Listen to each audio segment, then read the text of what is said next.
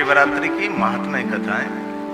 तो एक गांव में इस सुंदर भगवान की कथा चल रही थी। इसमें वक्ता महोदय ने बहुत सारे यज्ञों की महिमा गाई। अश्वमेध यज्ञ, रासु यज्ञ, बहुत सारे यज्ञ यज्ञ यज्ञ यज्ञ। इनमें एक कथा सुन रहे थे कठियारण, जो लकड़ी का भारा बेचकर अपना गुजरान चला रहे थे। बहुत निर्धन, बहुत दरिद्र, बहुत दरिद्र। निर्धनता जिसने देखी होगी उनको मालूम होगा कि निर्धनता क्या होती है। बस लकड़ी का भारा बेचकर अपना जीवन निर्वाह चला रही है। अकेली है, परिवार में कोई है नहीं, बस निर्धन नारी। कथा सुनते सुनते उसके मन में ग्लानि होने लगे, करे इतने बड़े बड़े यज्ञ तो धनपति कर सकते हैं। मेरे जीवन में तो ये मेरे भाग्य में नहीं है कि इतना बड़ा अश्वमेध, रासु, यज्ञनिष्ठोम, ये महान महान रुद्र, अतिरुद्र, कोटि महारुद्र, ये कैसे मुझसे हो सके। ये मेरा तो कोई काम नहीं है। मैं तो निर्धन, मैं तो दरिद्र, मुझसे तो कभी यज्ञ नहीं होगा। यज्ञों का लाभ, यज्ञों का पुण्य मुझे नहीं मिलेगा, क्योंकि मैं तो निर्धन। अंदर से निराश होने लगी। तब उनके प्रश्न का प्रत्युत्तर कथा में से मिल गया। वक्ता महोदय ने कहा, ये बड़े बड़े यज्ञ तो धनपति, राजा, महाराजा कर सकते, लेकिन जिनके पास धन नहीं है वो क्या करे।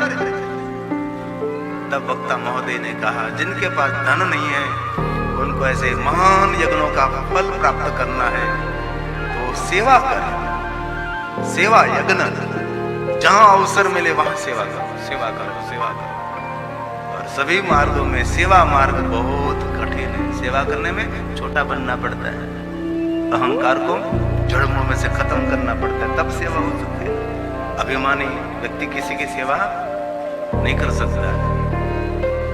तब वो कठियारण कथा सुनते थे, मन में प्रश्न का उत्तर पा लिया। वो सेवा, सेवा तो मैं कर सकती थी, मैं सेवा करूं और सभी यज्ञों का फल मैं पालूं, लेकिन मुझे सेवा करनी है। सेवा करने के लिए मैं कहां जाऊं? सेवा करने के लिए कोई अवसर तो मिलना चाहिए ना। बहुत लोगों को सेवा करने, लेकिन कहां जाए सेवा करने के लिए। एक बात याद रखना, कोई सेवा करने का अवसर मिले ना तो इतना जरूर याद रखना, परमात्मा ने अवसर दिया है आपको सेवा करने का। कभी मौका नहीं जाने देना। कभी कहीं भी मिले सेवा, परमात्मा ने आपको अवसर दिया है। बहुत लोगों को सेवा करनी है लेकिन अवसर नहीं मिलता, कहां सेवा करें। और एक बात जरूर याद रखिए, शिवालय में भगवान शिव जी के दर्शन, अर्चन, पूजन से ज्यादा फल सेवा का फल मिलता है। शिवालय का पटांगण हो, उनको साफ सफाई करो। शिवालय के आंगन में कोई फूल छोड़ो, उनको पानी पिलाओ, सुंदर आंगन बुहारो। शिवालय के आंगन में सुंदर रंगावली, रंगोली पूरो। भगवान शिव जी के शिवालय के साफ सफाई थोड़ी करो, उसका पुण्य बहुत है। पूजा करने वाले बहुत लोग होते हैं, लेकिन वहां जाकर सेवा करने वाले तो बहुत कम लोग होते हैं। कठियारण ने बात स्वीकार ली, मुझे सेवा करनी है, मुझे ऐसे महान यज्ञ का फल मिलेगा, मैं सेवा करूं। लेकिन मैं सेवा कहां करूं, किसकी सेवा करूं? दूसरा दिन हुआ, जल्दी सुबह में उठ गए और हाथ में कुल्हाड़ा लेकर, एक रस्सी लेकर, लकड़ी का भारा लेने के लिए वो कठियारण जंगल में लकड़ी काटने के लिए गई। तो जंगल में एक सुंदर सरोवर देखा। ये सरोवर के किनारे पर सुंदर एक पर्ण कुटीर झोपड़ी देखी। कठियारण के मन में हुआ कि मैंने ये पहली बार वहां मेरा ध्यान पड़ा, सुंदर कोई पर्ण कुटीर झोपड़ी, वहां कभी मैं गई नहीं, आज तो मैं वहां जाऊं। वो कठियारण जहां झोपड़ी देखी सरोवर के किनारे, वहां पहुंची तो इस पर्ण कुटीर झोपड़ी का चिन्ह देखकर, चीज वस्तु को देखकर कठियारण को पता लग गया कि झोपड़ी कोई संसारी व्यक्ति की नहीं है। ये झोपड़ी, ये पर्ण कुटीर कोई साधु की है। चूंकि चीज वस्तु से पता लग जाता है ना। जो छोटी मोटी बहुत सारी चीज वस्तु पड़ी थी, कपड़े पहने थे, तो उनको मालूम हो गया कठियारण को ये झोपड़े कोई साधु की झोपड़े। और सुबह सुबह का समय था, तो कपड़े ऐसे पड़े थे, आंगन में अस्त व्यस्त था। वो कठियारण ने निर्णय ले लिया कि यहाँ अवसर है मुझे। कल मैंने जो कथा में बात सुनी थी, आज मैं मेरे जीवन में उतार लूं। पहले तो सुंदर आंगन को बुहार लिया, बहुत सारे बर्तन पड़े थे, वो भी साफ सुफ करके बर्तन भी एक तरफ रख दिया। कपड़े पड़े थे, वो भी धोकर वहां चाटक दिए। और पानी की मटकी थी, वो भी सुंदर सुंदर पानी से भर दी। और जो सेवा थी सब सेवा वहां उसने कर ली। और वो कठियारण हाथ में कुहाड़ा लेकर, ये रस्सी लेकर लकड़ी काटने के लिए जंगल में चली गई। महात्मा जी सुबह सुबह का समय था, तो वो जंगल में चलने के लिए जाते थे। चलकर आए, देखा बहुत सुंदर सेवा किसने की, कपड़े बर्तन वे सब कुछ। इस सेवा को देखकर साधु बहुत प्रसन्न हुए और मन ही मन प्रसन्नता व्यक्त करके अंदर से बोलने लगा, जिसने सेवा भावे ने सेवा की हो उनको भगवान मंगल करे, उनका कल्याण करे, उनका सुख हो। और महात्मा जी तो रोज जंगल में सुबह सुबह में निकल जाते थे चलने के लिए, दूर दूर जंगल में जाते थे। और यहाँ कठियारण रोज लकड़ी का भारा लेने के लिए आती थी, और उनको तो बहुत अवसर मिल गया, रोज सेवा करने लगी, नित्य सेवा होने लगी। बहुत सारे दिन बीत गए। साधु तो साधु, महात्मा के मन में हो गया कि कोई एक दिन सेवा करे, कोई 2 दिन सेवा करे। मैं साधु हूं, मुझे देखना चाहिए कौन सेवा कर रहे हैं। एक दिन हुआ ऐसा, साधु ए महात्मा जी जंगल में चलने के लिए नहीं गए और वृक्ष की घटा में छुप गए। जो घनघोर वृक्ष था उनमें बैठ गए और देख रहे हैं कि कौन सेवा कर रहे हैं। जरा देखे तो सही। सुबह का समय था, कठियारण आई, कुआड़ा रख दिया, रस्सी रख दी और जल्दी सेवा करने लगी। अंगड़ों बोहर, कपड़ा, बर्तन सब कुछ सेवा, इतनी सुंदर सेवा करके मन ही मन प्रणाम करके जा रही थी। महात्मा जी वृक्ष की घटा में से निकले। बहन जी खड़े रहे, कांपने लगी, डरने लगी। महात्मा जी ने कहा, बहन डरने की कोई जरूरत नहीं है, यहाँ जो सेवा कर रही तू कर रही है। कठियारण ने कहा, हाँ महात्मा जी, आपकी पवित्रता में कोई विक्षेप हुआ है तो मुझे क्षमा करे, लेकिन ये सेवा मैं कर रही हूं। ये सेवा मंत्र तूने कहां से सीखा? कठियारण ने कहा, गुरुदेव मैं कथा सुनने के लिए जाती थी। एक दिन कथा में वक्ता महोदय ने बताया बहुत सारे यज्ञ, और ये इतने महान यज्ञ तो कोई धनपति कर सकते, मैं तो निर्धन, लकड़ी का भारा लेकर, भारा बेचकर मेरा गुजरान, मेरा जीवन चलाती हूँ। मैं तो इतने बड़े यज्ञ कैसे करूं? इसलिए वक्ता महोदय ने कहा, अवसर मिले तो किसी की सेवा कर लो, सभी यज्ञों का फल मिल जाएगा। और मैं यहाँ लकड़ी का भारा लेने के लिए रोज आती हूँ। मैंने देखा यहाँ सेवा की आवश्यकता है, तो मैं ही सेवा कर रही थी बस रोज। महात्मा जी ने कहा, धन्य है बहन, तू धन्य है। सुन, हमारे सन्यासी, हमारी मर्यादा है, इसलिए आज तक आपने सेवा की, आशीर्वाद, लेकिन कल से यहाँ नहीं आना, क्योंकि हम साधु हैं। बस हो गई सेवा, कल से नहीं। कोई बात नहीं महात्मा जी, गुरुदेव मैं कल से नहीं आऊंगी, लेकिन सुन, तुझे महान यज्ञ का फल पाना है ना। गुरुदेव इसलिए तो मैं सेवा कर रही थी यहाँ रोज, के मुझे बहुत सारे यज्ञों का पुण्य मिले, मुझे फल मिले। याद रखना बहन, तू निर्धन है, मैं देख रहा हूं। लकड़ी का भारा बेचकर तू गुजरान चला रही है, मैं तुझे देखकर ही समझ रहा हूं।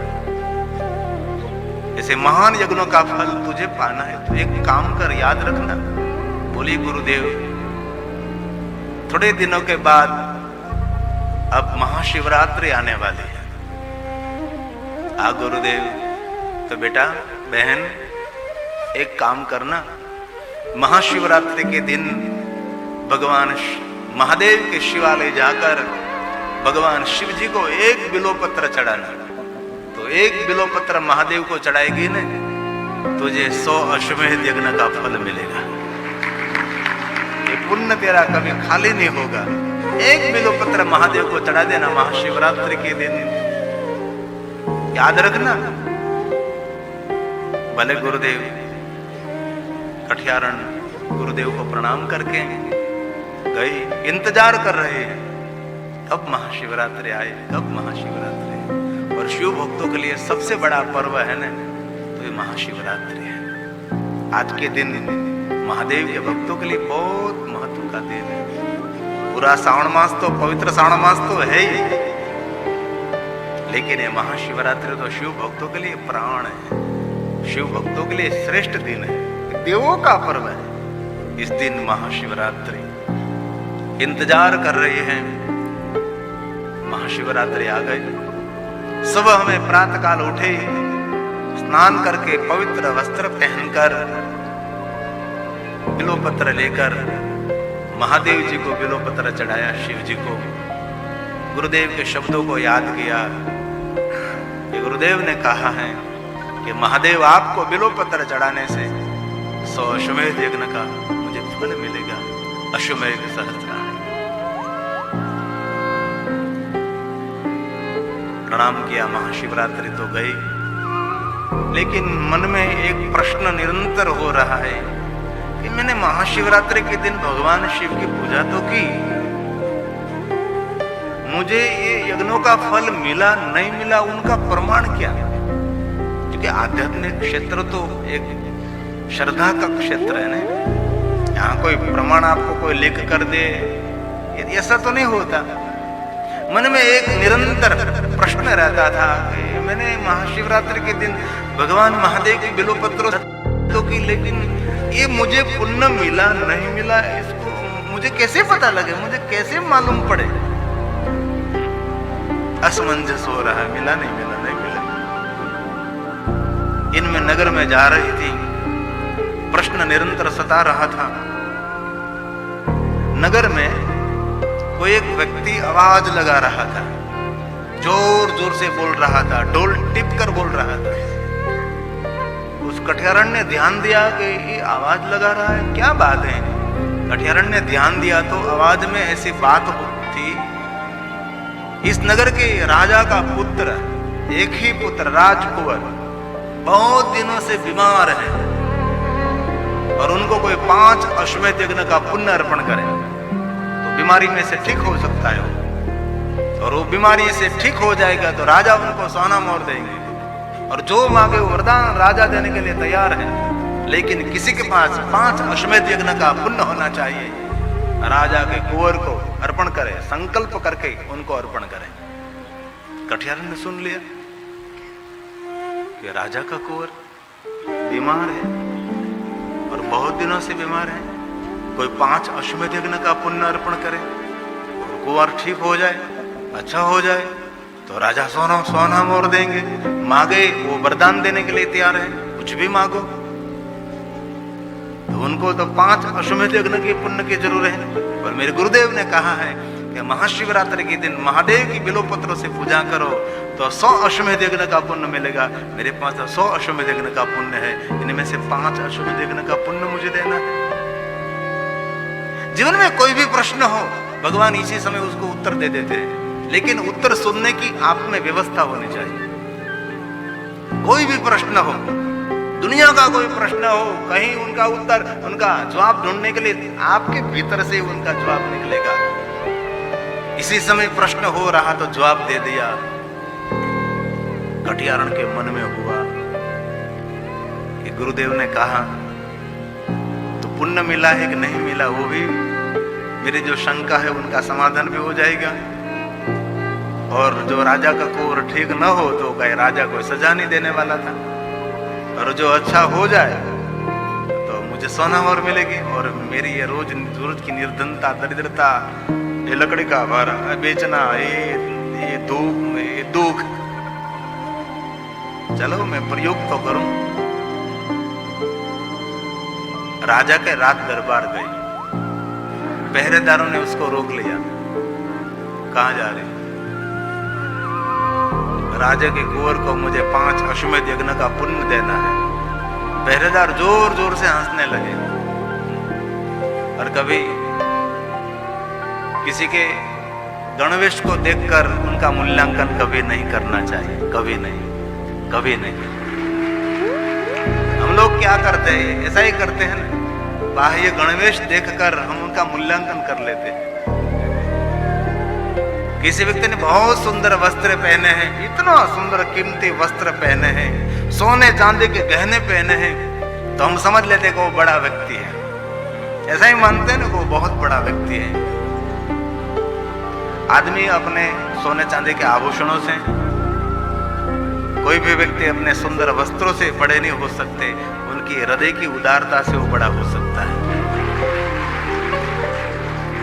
किसी के अच्छे वस्त्र और सोने चांदी के गहने देखकर कभी नहीं। सुंदर वस्त्र तो मॉल में वो प्लास्टिक के जो पुतले होते हैं ना, वो भी पहनते हैं ना, कितना सुंदर, कितना सुंदर।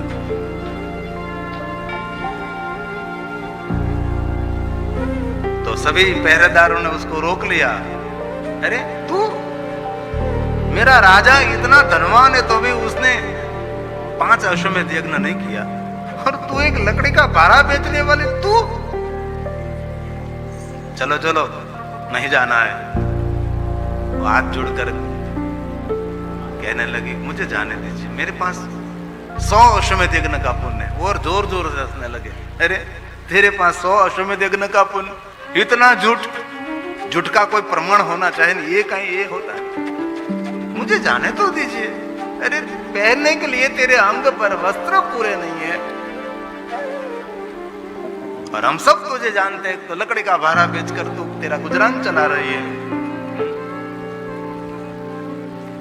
बहुत प्रणाम करके कहने लगी, बस मुझे अवसर दीजिए एक बार। लेकिन वो लोग उनका अपमान करने लगे, अपमानित करने लगे।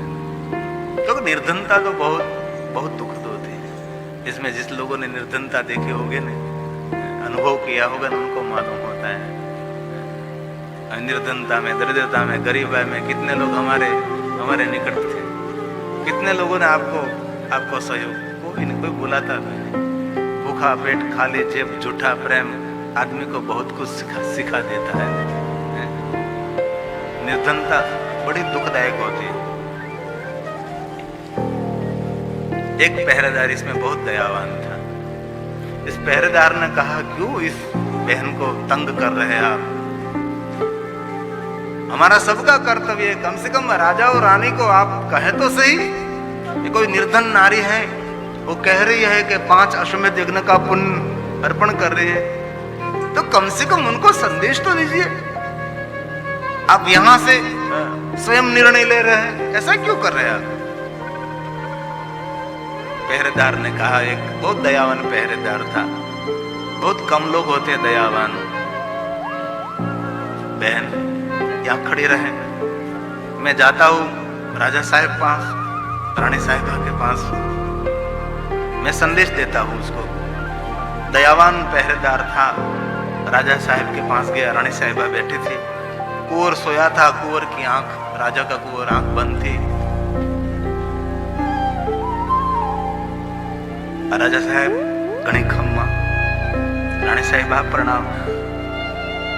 कोई बाहर एक भारा बेचने वाले कठियारण, वो कह रही है कि उनके पास यज्ञों का पुण्य है, तो आपके कुंवर को ये पुण्य अर्पण करना चाहते हैं, तो आप जो कहे तो अंदर उसको भेज दे। राजा ने रानी साहिबा के सामने देखा। रानी साहिबा ने इशारे से कह दिया, कोई बात नहीं, भेज दो उसको। पहरेदार गया और कहा, बहन जी आप आ सकती हैं। कठियारण भारा बेचने वाले, पूरे वस्त्र भी अंग पर नहीं, मेले गले शरीर है, बाल बिखरे हुए हैं, जो निर्धन की नारी होती है, जो बाजार में शाक सब्जी बेचती है, कोई मजदूरी करती होगी, कोई मकान बन रहा है वहाँ काम करती होगी, कोई जंगल में लकड़ी का भारा काट कर बेचती होगी, उस नारी का कभी रूप रंग देखना, कभी तो देखो। झुर्री पड़ गई, झुर्री झुर्री। कोई धनवान है, कोई निर्धन है, उनकी मुखाकृति से मालूम पड़ जाता है ना। अंदर गई, प्रणाम किया। राजा और रानी एक दूसरे को देखने लगे और मन ही मन बात करने लगे, अरे कितनी निर्धन है, सोना मोहर की लालच में आई है। जरूर उनको लालच है कि सोना मोहर मिल जाएगी, उनकी निर्धनता चली जाएगी, लेकिन दोनों मौन रहे। बड़े लोग ज्यादा मौन रहते हैं और मौन रहने में बहुत आनंद है। बोलने में कोई लाभ नहीं, बहुत कम बोलना चाहिए। और शिव जी के बहुत सारे व्रतों की कथा है ना, इनमें महादेव ने कहा मौन व्रत मुझे बहुत प्रिय है। जो व्यक्ति मौन रहेगा मुझे बहुत प्रिय है, इसलिए ज्यादातर मौन रहना चाहिए, बहुत मौन रहना चाहिए। और शंकर जी ने यह भी कहा, जो कोई मानव मेरा मौन व्रत करेंगे वो अगले जन्म में बहुत श्रेष्ठ वक्ता बनेगा, महान वक्ता वो बनेगा जो मौन रहने वाला है। राजा और रानी दोनों मौन रहे और कहा राजा ने, बहन हमने सुना है कि आपके पास यज्ञों का पुण्य है, तो आप हमारे कुंवर को अर्पण करना चाहते हैं। रानी साहिबा ने कहा कि बहन तो अर्पण कर सकती है, 5 अश्वमेध यज्ञ का पुण्य। पंडितों ने कहा, विद्वानों ने कहा है कि आपके कुंवर को 5 अश्वमेध यज्ञ का पुण्य अर्पण करे तो बीमारी में से ठीक हो जाएगा, आंख खोलेगा, खड़ा हो जाएगा और आप उनको सोना मोहर देंगे। हाँ बहन जी। कठियारण ने कहा, रानी साहिबा मुझे एक जल का लोटा चाहिए। रानी साहिबा ने कहा उसके लोगों को, उसको जल का लोटा दीजिए। कठियारण के हाथ में दिया, तांबा का लोटा जल का भरा हुआ, और आंख बंद करके पहले तो गुरुदेव को याद किया, कथा के शब्दों को याद किया, और मैं कुछ नहीं जानती। गुरुदेव आपने कहा कि महाशिवरात्रि के दिन जो कोई बिल्वपत्र महादेव को अर्पण करे उनको 100 अश्वमेध यज्ञ का पुण्य मिलता है। तो मैंने महाशिवरात्रि के दिन महादेव को बिल्वपत्र से पूजा की है, मुझे 100 अश्वमेध यज्ञ का पुण्य मिला है। तो प्रभु हे महादेव मैं कुछ नहीं जानती, न जानामि योगम जपम देव पूजा न तो हम सदा सर्वदा शंभो, मंत्रहीनम क्रियाहीनम भक्तिहीनम सुरेश, न जानो आरती बंदन न जानो पूजा की रीत। मुझे कुछ मालूम नहीं भगवान, लेकिन आज संकल्प करके मुझे जो 100 अश्वमेध यज्ञ का पुण्य मिला है उनमें से 5 अश्वमेध यज्ञ का पुण्य इस राजा का कुंवर जो बीमार है उनको मैं अर्पण करते हूँ। हाथ में जल लेकर राजा के कुंवर के पास छोड़ा और थोड़ा जल उनके अंग पर छटकाव किया। महादेव को याद करते करते करते, महादेव को याद करते करते, ओम त्र्यंबकम जामहे सुगंधिम पुष्टिवर्धनम उर्वारुकमे बंदनात् मृत्युमुक्षमामृतात्। ओम मृत्युंजय महादेव त्राहि माम शरणागतम जन्म मृत्यु जरा व्याधि पीड़ितम कर्म बंधने। हे महादेव, हे महादेव, ऐसे ही 5 अश्वमेध यज्ञ का पुण्य अर्पण करते हो। मेरे पास 100 अश्वमेध यज्ञ का पुण्य, इनमें से 5 राजा के कुंवर को मैं अर्पण करते हूँ। बस ऐसा मन ही मन संकल्प किया। राजा और रानी देख रहे हैं कि क्या होने वाला है। कुंवर ने धीरे धीरे धीरे धीरे धीरे आंख खोली, चारों तरफ देखने लगा, बिस्तर में बैठा हुआ, बैठकर खड़ा हुआ, नीचे उतरा, राजा और रानी को देखने लगा।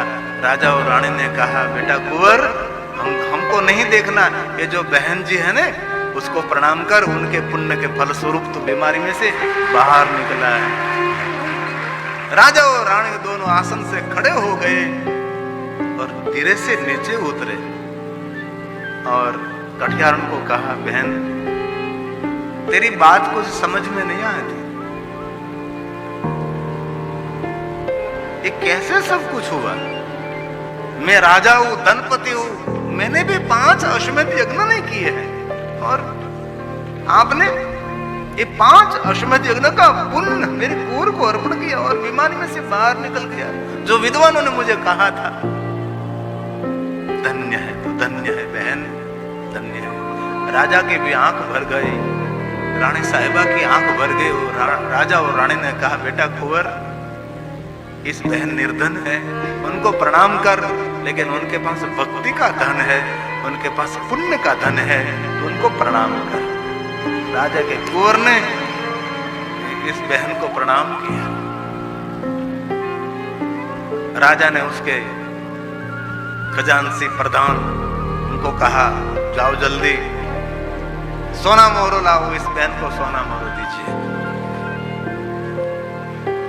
खजांची प्रधान सोना मोहर लेने के लिए जा रहे थे, तब एक कठियारन बोली, राजा साहब मुझे सोना मोहर नहीं चाहिए। राजा और रानी ने कहा, सोना मोहर नहीं चाहिए तो कितनी निर्धन है, पहनने के लिए कपड़ा नहीं है अंग पर, देखो तो सही, ये मैला घला शरीर, ये बिखरे बिखरे बाल, पैर में तो जूते भी नहीं है, आपके पैर में तो छाले पड़ गए हैं, और आपको सोना मोहर नहीं चाहिए। नहीं नहीं राजा साहब, रानी साहिबा, मुझे सोना मोहर नहीं चाहिए। तुझे रहने के लिए मकान चाहिए? नहीं नहीं। तो वस्त्र चाहिए? नहीं नहीं। भोजन के लिए कुछ सामग्री? नहीं राजा साहब, रानी साहिबा, मेरा जो पुण्य है ना, मेरी जो भक्ति है ना राजा साहिबा, मेरा छोटा मुख है लेकिन बड़ी बात करता हूं कि दुनिया में भक्ति और पुण्य का मूल दुनिया में कोई नहीं कर सकता। ये मेरा पुण्य, मेरी भक्ति। आपका कुंवर बीमारी में से बाहर निकल गया,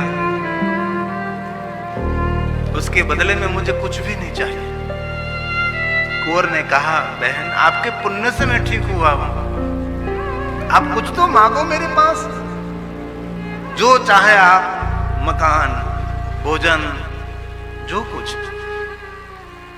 कठियार ने कहा, कुंवर साहब सोना मोहर नहीं चाहिए, मुझे घर भी नहीं चाहिए, मुझे कोई भोजन की सामग्री भी नहीं चाहिए। राजा साहब, रानी साहिबा, मुझे कुछ नहीं चाहिए, लेकिन आप तीनों के पास एक वचन चाहिए। राजा ने कहा, वचन? रानी साहिबा ने कहा, वचन? कुंवर ने कहा, वचन चाहिए? हाँ, मुझे तीनों की तरफ से एक वचन। तीनों एक दूसरे के सामने देखने लगे और मन में भी ये भी होगा कि ये क्या मांगेगी, क्या मालूम।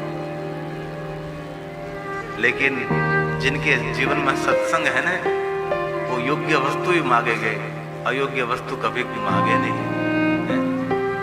पर हाथ जोड़कर कहा, राजा साहब, रानी साहिबा, कुंवर साहब, मुझे एक वचन चाहिए। अरे बहन मांगो, जो चाहिए। देने के लिए तैयार हो गए। अब भरोसा हो गया कि जो मांगेगी वो योग्य ही मांगेगी। पर कठियारन ने कहा, राजा साहब, रानी साहिबा, कुंवर साहब, मुझे एक वचन दीजिए। क्या वचन चाहिए आपको? अब अगली महाशिवरात्रि आएगी नहीं, महाशिवरात्रि, इसलिए कठियारन ने कहा, राजा साहब, रानी साहिबा, कुंवर साहब, मुझे भी मालूम नहीं था महाशिवरात्रि का, महाशिवरात्रि की महिमा क्या है, लेकिन मैं तो रोज कथा सुनने के लिए जाती थी, सत्संग में जाती थी। तो सत्संग में राजा साहब, रानी साहब, बहुत पुण्यों की महिमा गाई जाती थी, बहुत सारे यज्ञों की, पूजा अर्चन, दर्शन की। और वक्ता महोदय ने कहा, बड़े बड़े यज्ञ तो धनपति कर सकते हैं, और कौन कर सके, लेकिन ये यज्ञ न हो सके तो सेवा यज्ञ करो। तो राजा साहब, रानी साहब, कुंवर साहब, मैंने एक महात्मा की, साधु के जंगल में सेवा की, बहुत दिल से मैंने सेवा की। और ये गुरुदेव ने, साधु ने मुझे कहा कि बहन ये सेवा मंत्र तो कहां से लाई? तो मैंने गुरुदेव को कहा कि वो सत्संग में मैं गई थी और सत्संग में मैंने सुना कि सेवा करने से सभी यज्ञों का फल मिलेगा, इसलिए मैं आपकी सेवा कर रही हूँ। राजा साहब, रानी साहिबा, कुंवर साहब, सुनो। तब ये महात्मा जी ने, गुरुदेव ने कहा कि बहन हम साधु हैं, हमारी मर्यादा है, इसलिए आप यहाँ नहीं आना। लेकिन तुझे सभी यज्ञों का फल चाहिए तो महाशिवरात्रि के दिन भगवान शिव जी को बिल्वपत्रों से पूजा करना। महादेव को एक बिल्वपत्र महाशिवरात्रि के दिन चढ़ाने से 100 अश्वमेध यज्ञ का पुण्य मिलेगा।